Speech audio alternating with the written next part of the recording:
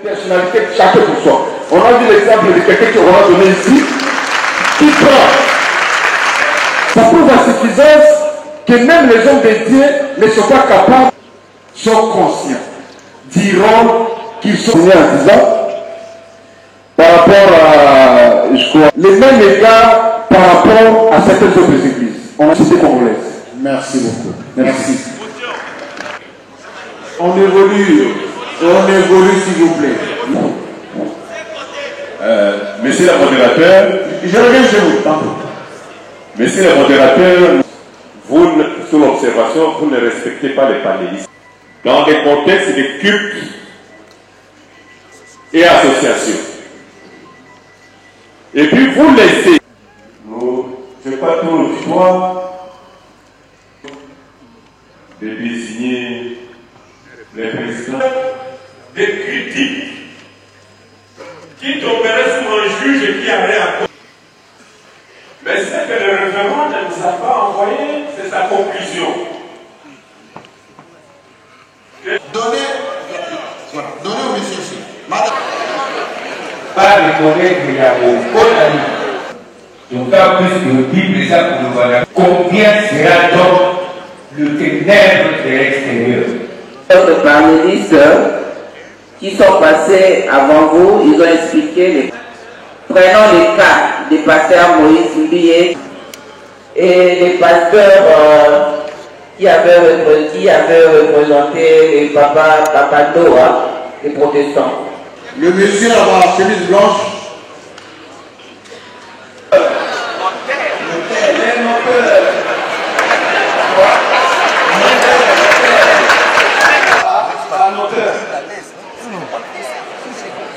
Au fond. Il a mis balai. Donc, ils ont prestige.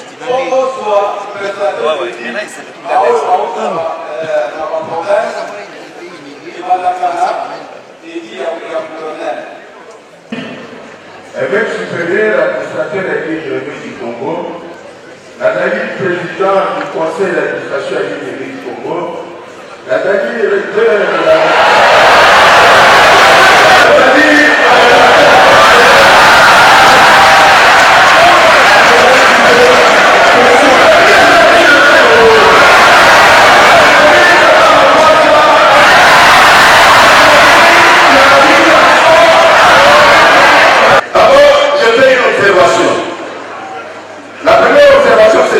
Je ne connais ni église, ni religieuse, ni quoi que ce soit.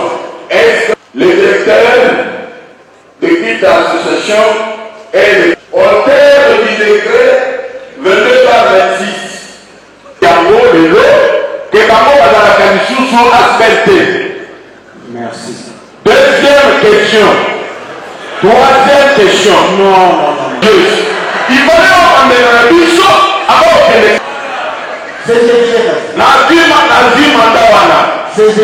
oui, na limina yeba, na décret ou na tangi l'article 12, Église catholique, a s'est notifié et pas il y a évêque ou bien pas un autre de m'avoir apporté la parole.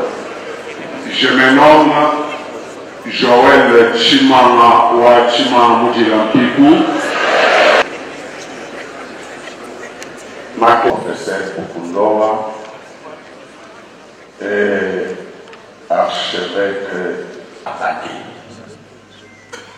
Et on nous taxe de beaucoup de choses. J'ai rejoint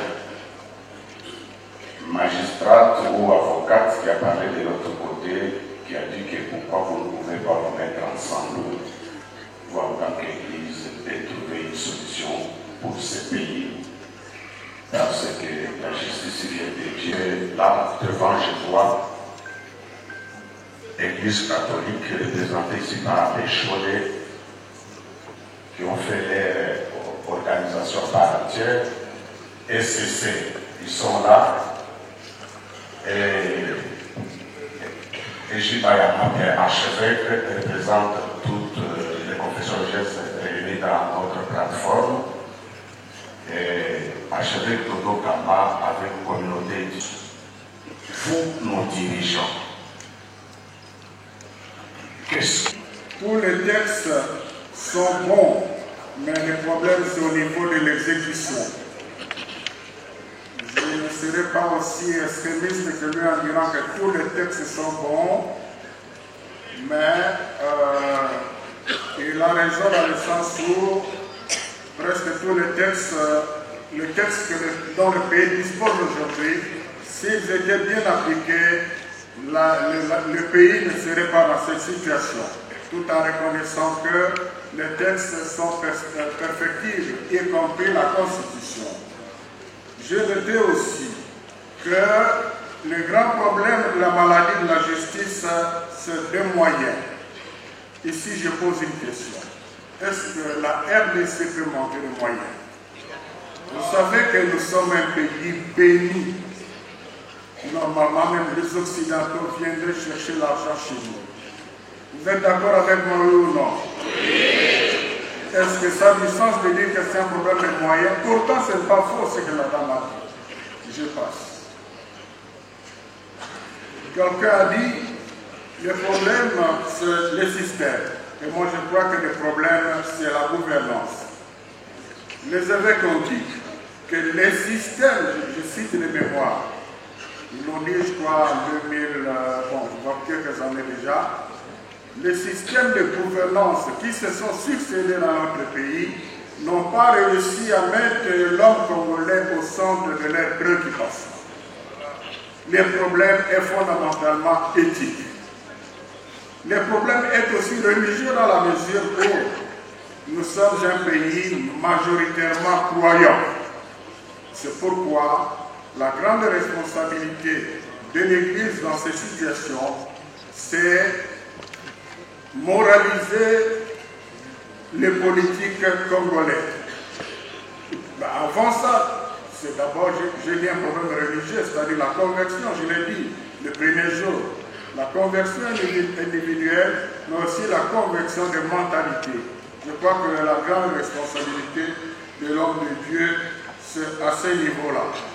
Donc, les églises, comme l'a dit le révérend pasteur, ne sont pas là par rapport à la gouvernance, ne sont pas là pour combattre, ne sont pas là pour soutenir tout ce qui se fait, mais ils sont là pour accompagner. Et l'accompagnement de l'Église, c'est aider les dirigeants à gouverner de façon à ce que les concitoyens qui sont les brebis pour les pasteurs vivent dignement. Donc, quand l'Église combat, entre guillemets, quand l'Église s'engage pour la bonne gouvernance du pays, elle ne fait pas la politique, mais elle accompagne l'État à bien diriger le pays. Que ce soit bien entendu. Alors, au niveau des confessions religieuses, beaucoup de questions ont été posées. D'abord, je voulais savoir la complémentarité des intervenants. Quand notre frère de Logamba a exposé, je lui ai posé la question, j'ai dit, mais vous avez évolué pour que je vous comprenne mal. Tellement que j'ai été fasciné par son intervention. Je l'ai dit.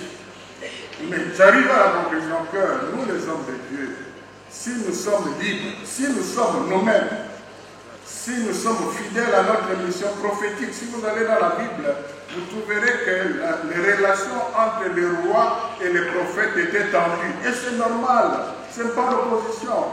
Les prophètes étaient là pour aider les rois. Attention, là vous êtes en train de... Ce que vous faites, Dieu n'est pas d'accord avec. Ce que vous faites, ce n'est pas bon pour là. Ce n'est pas combattre. C'est la meilleure façon d'aimer pour un prophète. Pour un homme de Dieu. Avec les musulmans, les protestants. Donc on n'a pas de problème à ce niveau-là. Les problèmes se posaient, je vais parler de la justice. Et je vous dis que nous sommes une des rares églises où les papes envoient même un cardinal en justice. Où on démet un évêque, comme on a eu dernièrement il y a quelques temps en France, là, s'il a prouvé un prêtre qui a commis des bévues. Donc nous n'encourageons pas l'impunité, s'il vous plaît. Nous n'encourageons pas l'impunité. Le prêtre qui mérite la prison qu'il sera. Mais dans le cadre de cet accord de collaboration-là, parce que l'Église, l'État est conscient de l'accord, quelqu'un a parlé de l'accord ici. Vous savez combien d'écoles, des hôpitaux qui ont été construits pour le bien public sans un sou de l'État? Non, il y en a des milliers et des milliers. L'État est conscient. Donc ça, ce n'est qu'une disposition protocolaire qui ne porte pas obstruction à la justice.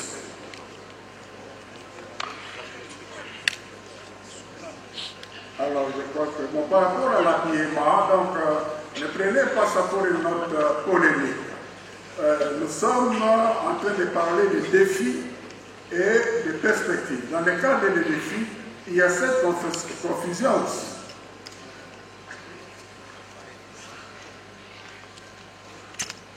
Dans le cadre de ces défis, il y a une confusion aussi. Quand on gère les aspects comme les associations, je crois qu'on tient compte d'abord même de la loi sur les églises, on doit s'identifier. Et on a entre autres les logos. Les logos sont protégés, n'est-ce pas? Non. Un logo ne peut pas être dupliqué. Alors, il y a des églises qui sont traditionnellement épiscopaliennes. On ne dit pas que c'est le monopole de l'Église catholique. Il y a les anglicans, il y a les orthodoxes, il y a d'autres églises des branches protestantes, mais qui sont épiscopaliennes. Alors, c'est question d'être fier de ce que l'on est soi-même. Alors, maintenant, ça devient une confusion. Tout le monde veut s'habiller comme tout le monde. Alors, on ne sait pas distinguer à la rue qui est qui. L'État doit... Alors, j'entends, et ce sont les mêmes personnes qui vous disent pourquoi vous priez le chapelet, où est-ce que dans la Bible on a dit qu'on doit prier le chapelet, et où est-ce que dans la Bible on a dit qu'on doit porter la calotte et la ceinture blanche avec...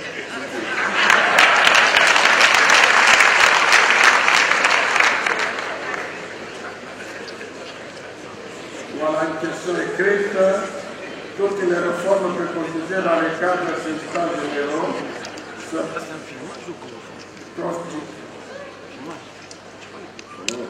nécessairement soit révision par rapport à la Constitution. La position des évêques catholiques est celle-ci. Les évêques reconnaissent la pertinence de certaines questions qui méritent d'être réfléchies et qui éventuellement méritent d'être révisées. Mais, ces questions d'opportunité, vous avez souligné le problème de moyens. Quand les évêques ont vu le chef de l'État pour échanger là-dessus, le chef de l'État, vraiment, il était lui-même alors. Et il a bien réagi. Il dit oui, je pense vraiment qu'il faut réfléchir là-dessus.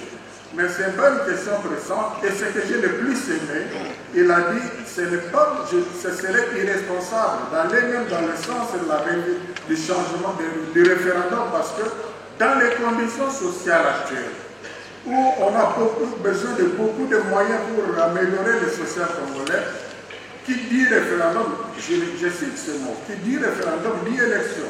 Qui dit élection, c'est beaucoup d'argent. Est-ce qu'on peut se le permettre au moment où on doit améliorer les conditions de l'enseignant, de l'infirmier, du policier et du social? Donc le problème, c'est l'opportunité. Et il y en a qui pensent au changement de la Constitution.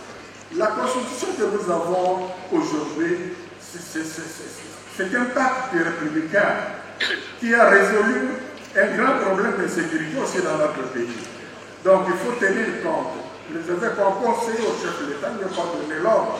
Ils lui ont conseillé d'examiner tous les aspects sécuritaires, les aspects sociaux, les aspects... Donc voilà, je crois que c'est la sagesse qui parle. Là, il ne s'agit pas de 2 ou 3 évêques, mais tous les évêques de la RDC réunis. Est-ce qu'ils peuvent vraiment prendre position simplement pour agir contre le pays? Il n'y a pas une institution qui aime ce peuple comme les évêques, je vous assure. Merci. Et pour la deuxième question, si le certificat d'enregistrement, la loi seule reconnaît les gouverneurs en province, c'est délivré pour octroyer l'autorisation d'exercer en province, l'autorisation provisoire d'exercer, et non le certificat d'enregistrement. Si vous avez dit le certificat d'enregistrement en province, ce n'est pas un document qui nous concerne. Non, c'est l'autorisation d'exercer, l'autorisation provisoire de fonctionnement octroyé par le gouverneur de province uniquement. Pour la troisième question, sur l'église, c'est le conseiller Jean Germain qui va répondre. Et aussi, une autre question qui a été je crois que pour le notaire, je pense à cette presse-là, et pour le système national, ce n'est pas le gouverneur qui donne le système national, c'est le gouverneur donne l'autorisation aux autres fonctionnaires, et non le système national. Si vous avez le système national, en province, on ne fera pas. Pour que Dieu puisse nous attendre.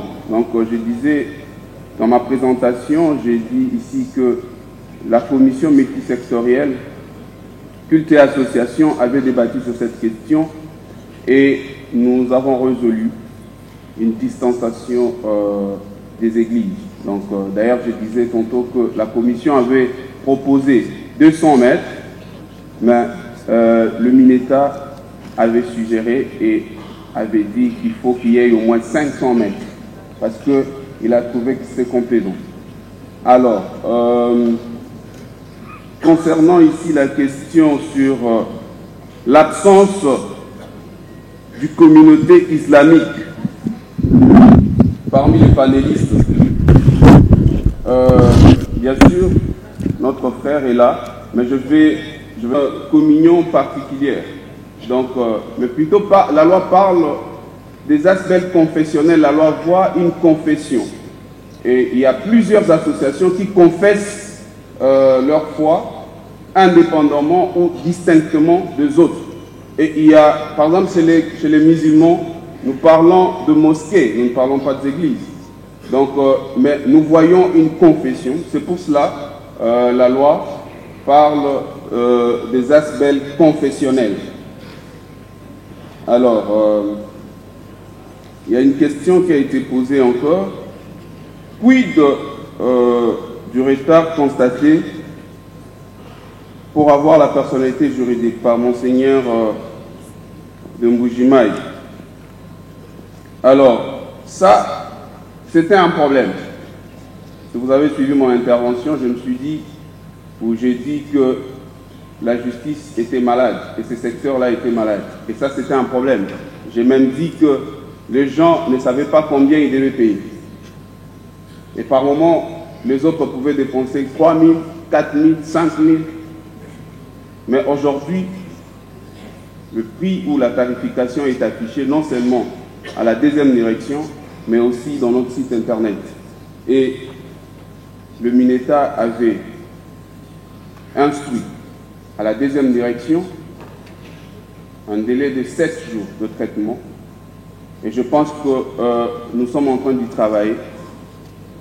Et aujourd'hui, je peux dire que la personnalité juridique n'est plus aussi difficile à obtenir qu'avant. Il suffit de répondre aux critères ou aux exigences de la loi. Et le ministre d'État, ministre de la Justice et garde de Sceaux avait dit, lors d'une réunion avec les confessions religieuses des associations, qu'il est là pour ça. Il est là pour signer les arrêtés, mais en condition que vous puissiez répondre aux exigences de la loi.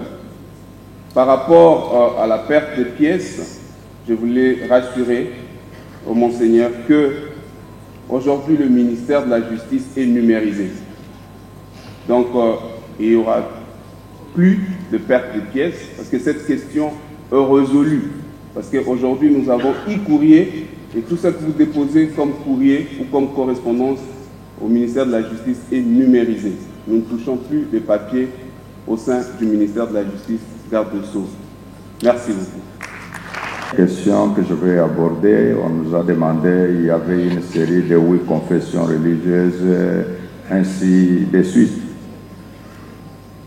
Nous devons être capables d'établir la différence quand on dit confession religieuse et quand on dit communauté religieuse. Cette différence va nous aider à savoir qui fait quoi et à quel niveau. Disait tout à l'heure dans son exposé le révérend Senga, il a donné le cas de l'église du Christ au Congo SCC. Il a dit comment on peut se retrouver avec une communauté avec ses quelques 5, 6, 20 paroisses, tandis que c'est ici la confession religieuse avec 102 communautés, et ces communautés-là sont dotées de personnalités juridiques, et ces communautés-là ont plusieurs centaines de paroisses en leur sein, et qu'on puisse les traiter ou la traiter de la même manière avec une communauté naissante. C'est ainsi, le gouvernement de la République, dans le cadre par exemple de l'Église du Réveil du Congo, avait constaté ce que la société déplore en disant les gens ne sont pas ordonnés, les gens, on ne sait pas comment les contrôler, ça trouble l'ordre public, nuisances sonores, les enfants sorciers, beaucoup de mots ont été décriés à son temps. Ainsi, le ministre de la Justice de l'époque a amené le dossier auprès du Conseil des ministres. Il s'agit du professeur Luzolo-Bambi qui était ici. À ce temps-là, le gouvernement de la République dira, dans ce cas, toutes les églises ou les communautés qui sont appelées de réveil, qui sont appelées charismatiques, qui sont des assemblées ou consorts, ils doivent se regrouper ou elles doivent se regrouper dans un ensemble qu'on appelle Église du Réveil du Congo. C'est dans ces conditions-là que le gouvernement de la République avait dit l'interface du gouvernement et les associations qui sont de ce domaine-là sont dans cette interface appelée institution ecclésiastique, donc une confession. C'est là une petite clarté que je voulais dire, que les 8 sont différentes dans leur doctrine. Quand vous les prenez une après une autre, vous trouverez des différenciations, comme disait Monseigneur Cholet tout à l'heure, la façon dont les catholiques font leur administration des cultes et consorts, c'est différent avec ce que font les CC, ainsi de suite, c'est différent ce que font les musulmans, comme disait tout à l'heure le conseiller Germain. Je dis à notre ami les musulmans, la Comico, vous êtes représentés parce que moi, j'ai eu la parole dans le cadre des confessions religieuses et en même temps dans le cadre de la plateforme des confessions religieuses, là où on vous a cité la liste. Donc, sentez-vous représentés, ne pensez pas que les organisateurs ont oublié que les musulmans existent. C'était une première clarification. L'autre, pourquoi vous ne vous mettez pas ensemble? En tout cas, il n'y a pas un problème ni entre l'Église catholique et l'Église de réveil, rien, ni entre les CC et l'Église de réveil, ni entre les autres. Mais sauf l'appréhension de certaines questions de la société, nous arrivons au moment où les uns disent comme ça, alors les autres disent non, si vous réfléchissez de cette façon, nous préférons ne pas être avec vous. Mais en tant que citoyens de ce pays, nous avons le même fardeau, nous voulons que notre pays ait la paix, ainsi de suite. Mais là où je vais porter une voix, c'est le moment où on a parlé l'exemple du grand frère qui doit avoir 25 ans et du petit frère de 12 ans. Non, le problème ne se pose pas en termes de milligrammes administrés. Le problème se pose en termes de grand frère de 25 ans reçoit les médicaments. Petit frère de 12 ans n'est même pas traité, ne reçoit aucun médicament. C'est là que nous disons non, ça ne peut pas être pareil. Prenez entre nous, l'Église catholique d'il y a 30 ans n'a plus la même propension que l'Église catholique aujourd'hui. En termes démographiques, soyons honnêtes, toutes les églises de réveil réunies représentent une grande frange de la population que personne ne peut pas nous contredire. Et donc, c'est à ce titre-là qu'on doit savoir que les époques évoluent. Écoutez, je m'assume. Effectivement, je m'assume. Même quand vous dites non là, votre avenir vous dira le contraire. il vous dira ces gens-là sont bien implantés en République démocratique du Congo plus que les autres dont vous parlez là. Alors, je voulais juste dire que nous ne revendiquons pas ce qui appartient à l'Église catholique. Non, non. Nous disons seulement que nous sommes citoyens, nous gérons la population comme les autres et nous avons droit au respect, droit à un traitement qu'il faut, et c'est ce que nous avons dit au gouvernement. Voilà un peu cette approche que nous sommes censés dire. Vous avez suivi que nous sommes dans la catégorie des asbènes, mais l'Église catholique n'est plus asbène. Automatiquement, la différence est là. Et donc, retenons ces éléments-là et j'avance. Merci de votre acceptation de la différence dans le raisonnement. Si nous voulons tous réfléchir de la même manière, ça va être compliqué. Soyez libre de votre raisonnement, laissez-moi aussi être libre de mon raisonnement.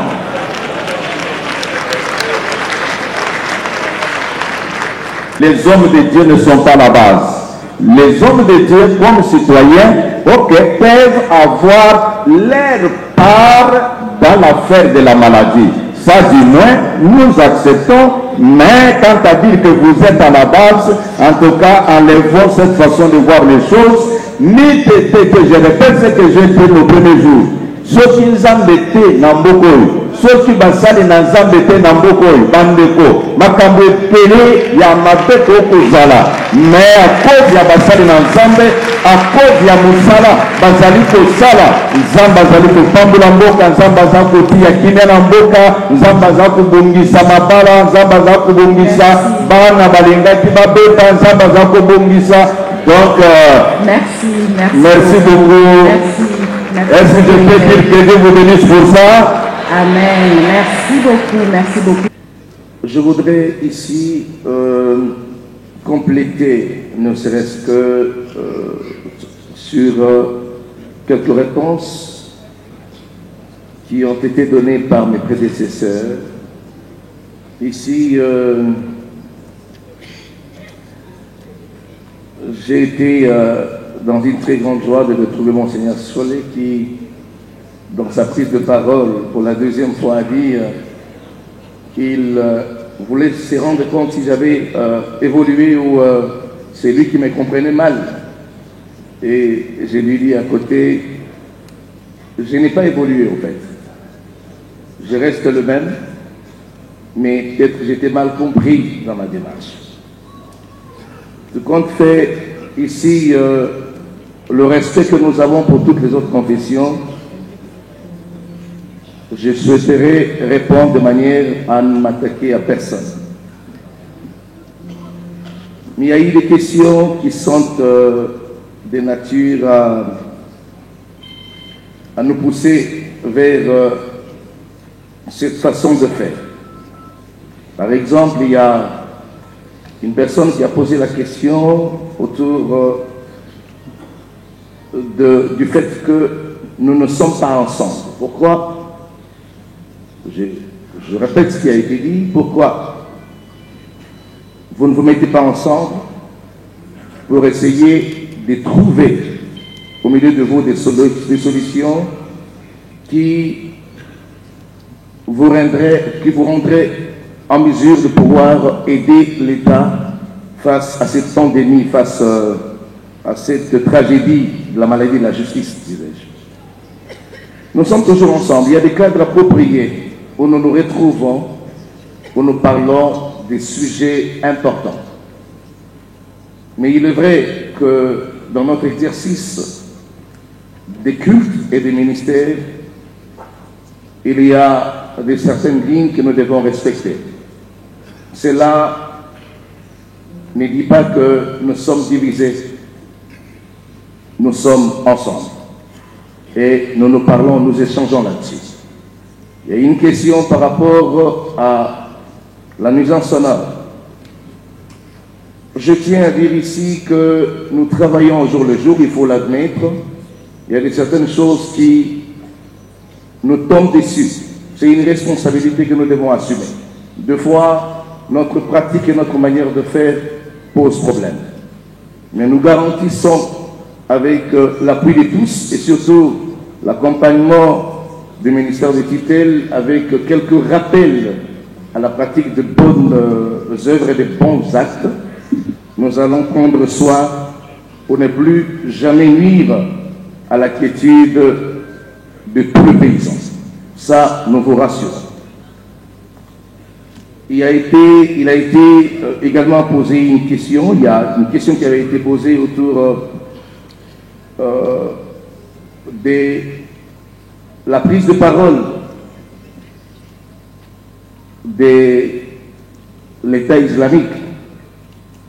Il a dit que si nous sommes à l'aise de constater que nous prenons la parole seuls et que les autres sont exclus. Là, il a fait allusion à l'État islamique, c'est-à-dire le musulman, mais la communauté islamique, excusez-moi, la communauté islamique, mais nous avons toujours été ensemble. Ça, je tiens, vous verrez que dans nos interventions, nous parlons des religieux. Quelque part, quand nous parlons des religieux, nous faisons allusion à toutes ces personnes, toutes tendances confondues, les chrétiens comme les musulmans et d'autres des églises autochtones. Il est vrai que, également, une question m'a été posée directement au sujet de notre responsabilité à l'époque sur la décision au niveau de la CENI.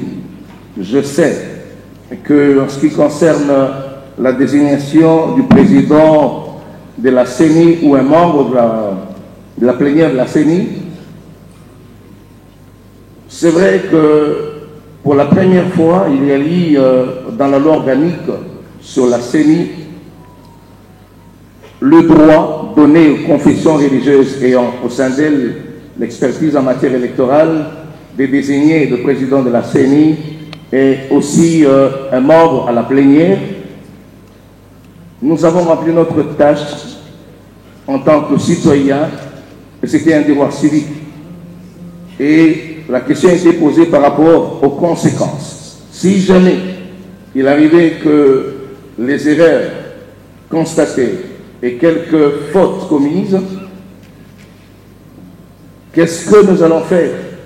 Parce qu'à un certain moment, nous avons été à la tête dans les démarches, dans le suivi des décisions que nous avons prises ensemble. Mais j'ai dit, c'est un devoir civique.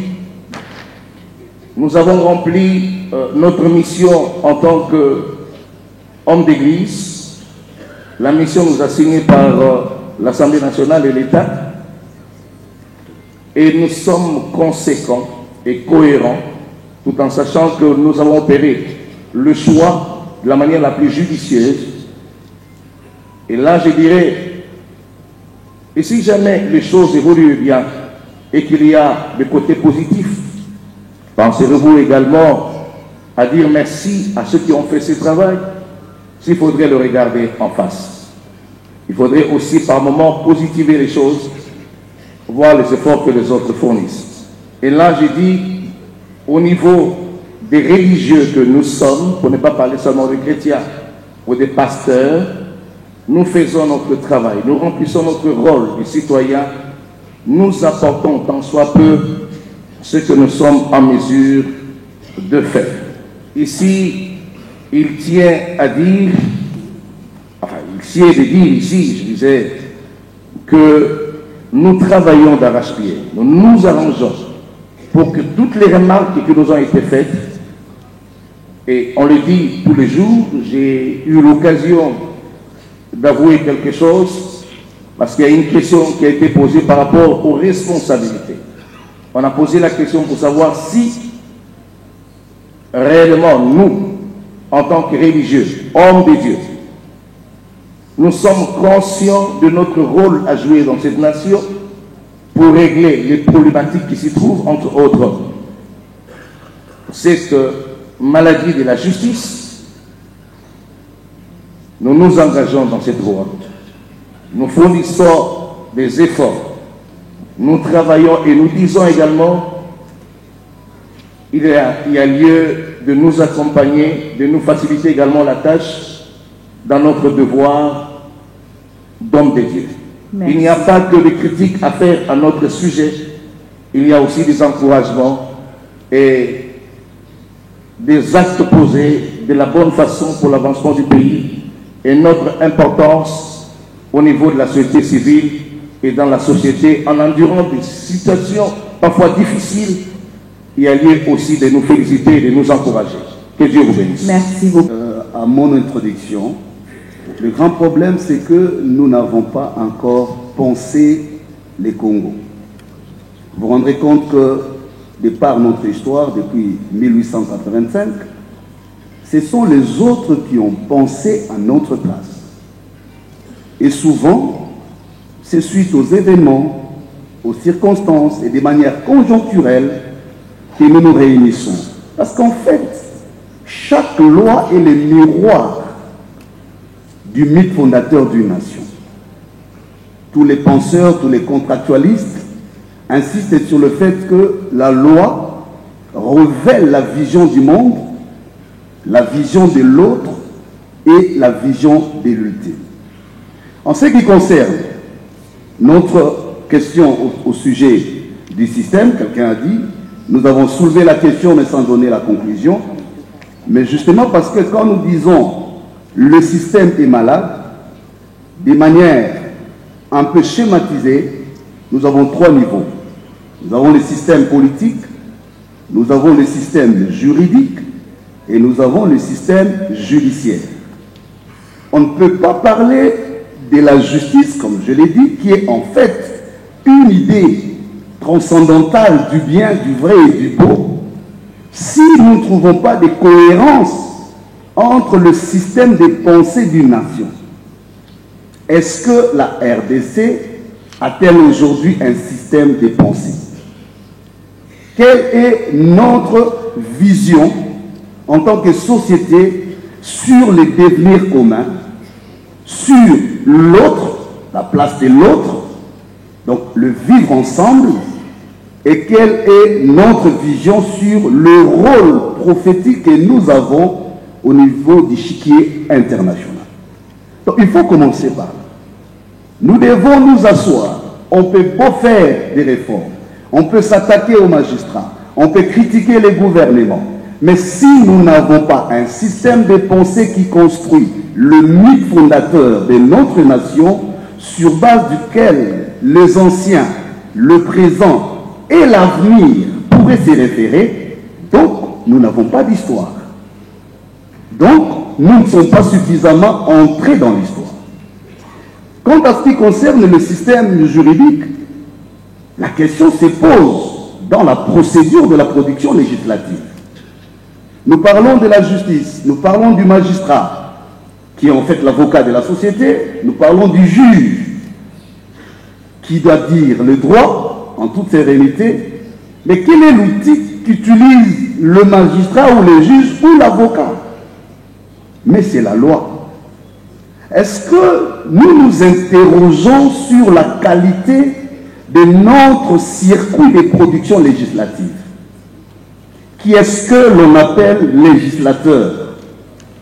Est-ce que le sort d'une nation doit être réservé à une catégorie qu'on appelle majorité au sein de l'institution pour réfléchir sur la complexité de problèmes d'une nation à paradigme pluriel comme la nôtre?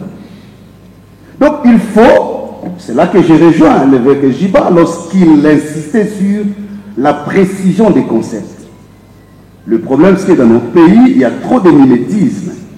Même quand nous parlons du droit, quelqu'un l'a dit, nous aimons bien parler du droit comparé, mais nous oublions qu'en matière de droit, il y a deux principes.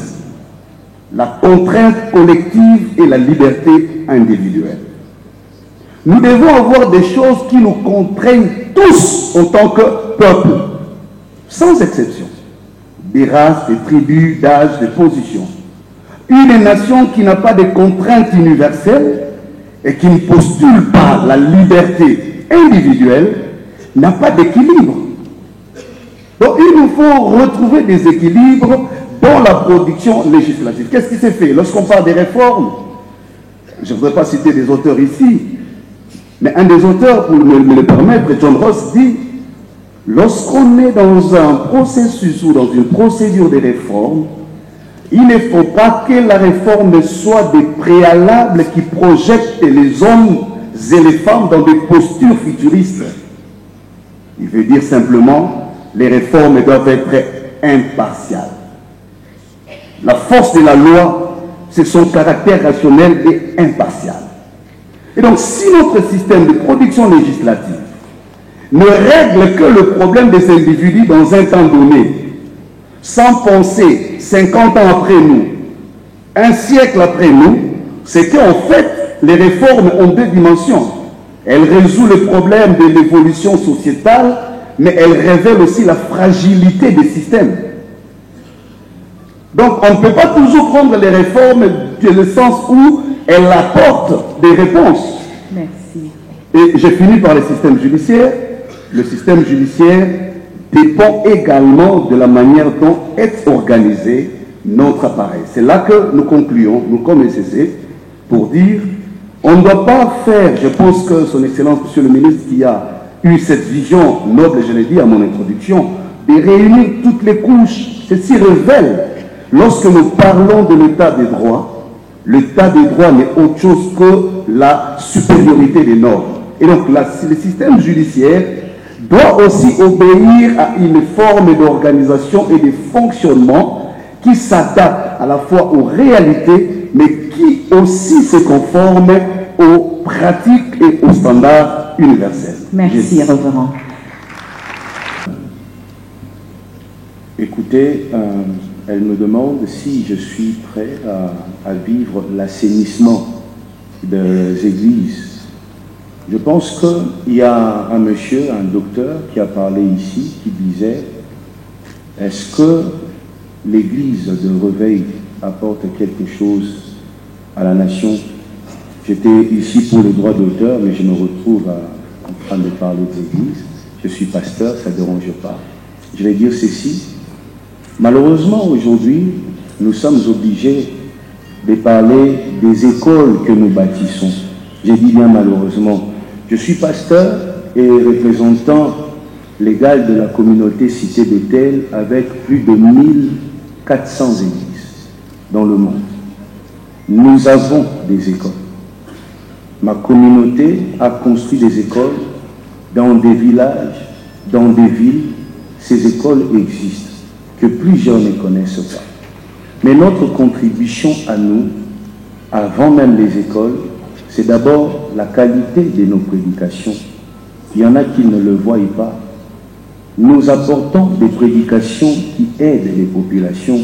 Il y a en tout cas des pasteurs qui le font, bien qu'il y en a qui abusent aussi. Mais nous devons reconnaître qu'il y a des pasteurs qui contribuent, qui aident des jeunes qui pouvaient s'élever, naître dans des familles où il n'y a aucun projet, sans avenir, qui pensaient à la délinquance. Mais grâce aux encadrements de pasteurs, les choses ont changé. Donc, nous acceptons que les ministères de la justice puissent assainir ce mouvement des églises, mais nous avions, j'ai dit bien, nous avions peur. Personnellement, j'avais peur par rapport à la lenteur dans les traitements de dossiers. Mon cas, moi, j'ai eu à faire 2 ans à attendre une signature. Ça m'est arrivé, 6 mois ça m'arrive.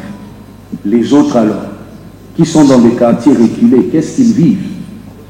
Assainir, c'est bien, mais pensez à traiter nos dossiers. Il y a des pasteurs qui se lèvent, qui sont réellement appelés par Dieu et qui créent des églises. Ils ont le droit de créer leurs églises. Il faudrait les accompagner. On nous parle de 7 jours. Il y a un frère qui est, je pense, parti en chemise blanche, qui disait « Au Congo, nous avons les lois, nous avons toutes ces choses.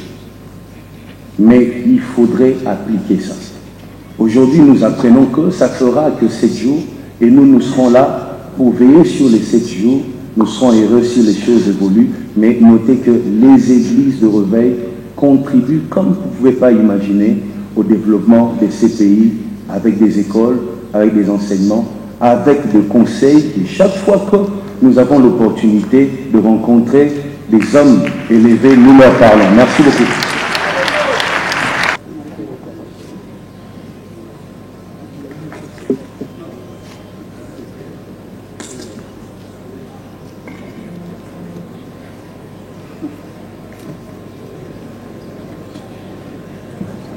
Pendant ces temps, je vais appeler le panel suivant sur l'état de droit, justice administrative et administration judiciaire.